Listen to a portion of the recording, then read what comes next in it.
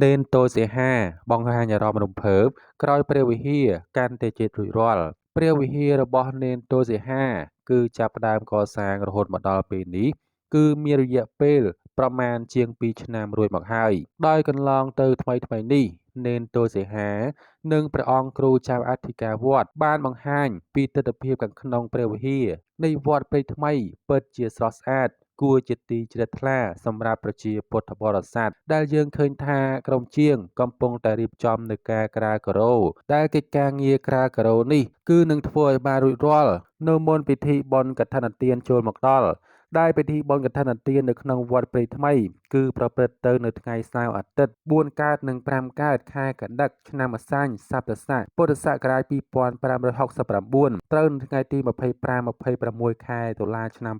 2025នៅក្នុងការក្រាលការ៉ូនេះបើតាមសោនិការបស់ព្រះរាជគុណឡុងសុភ័ក្រដែលជាព្រះគ្រូចៅអធិការវត្តព្រៃថ្មីគឺនៅក្នុងមួយការ៉េមានតម្លៃចំនួន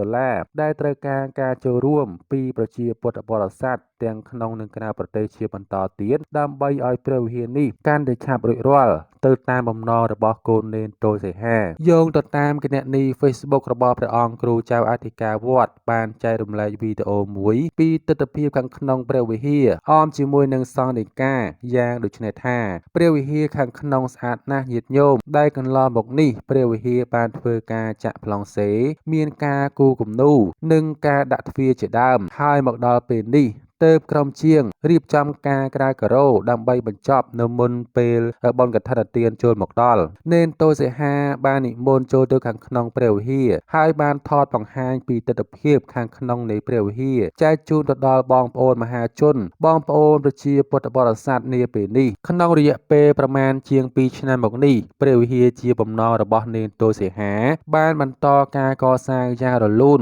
ដោយមានការចូលរួមពីសំណាក់ញាតិញោមពុទ្ធបរិស័ទជិតឆ្ងាយក្នុងន័យនេះកូននេនតូសីហាបានធ្វើការថ្លែងអំណរគុណយ៉ាងជ្រាលជ្រៅចំពោះបងប្អូនទាំងអស់ដែលមានទឹកចិត្តទឹកសទ្ធាចូលរួមកសាងនៅព្រះវិហារមួយនេះដើម្បីតម្កល់ទុកនៅក្នុងព្រះពុទ្ធសាសនាក៏ដូចជាវត្តព្រៃថ្មីទាំងមូលផងដែរនេនតូសីហាបង្ហាញពីប្រតិយរំភើបរីករាយហើយក៏បានជូនពរទៅដល់ម្ចាស់ទានទាំងអស់ឲ្យមានសេចក្តីសុខសេចក្តីចម្រើនមានទ្រព្យច្រើនមានញាតិច្រើនរកទទួលទានមានបាននៅក្នុងជីវភាពរស់នៅប្រចាំថ្ងៃផងដែរនៅក្នុងគ្រានោះដែរព្រះរាជគុណឡុងសុភ័ក្រព្រះគ្រូចៅអធិការវត្តព្រៃថ្មីក៏បានថ្លែងអំណរគុណទៅដល់សប្បុរសជនដែលបានចូលរួមនៅក្នុងការកសាងព្រះវិហារតាំងពីការចាប់ផ្ដើមរហូតមកដល់ពេលនេះហើយក៏សង្ឃឹមថាញាតិញោមនៅតែបន្តនៅការកសាងនៅព្រះវិហារមួយនេះជាបន្តទៀតដើម្បីឲ្យព្រះវិហារបានសម្រេចទៅតាមបំណងរបស់នេនតូសីហាផងដែរ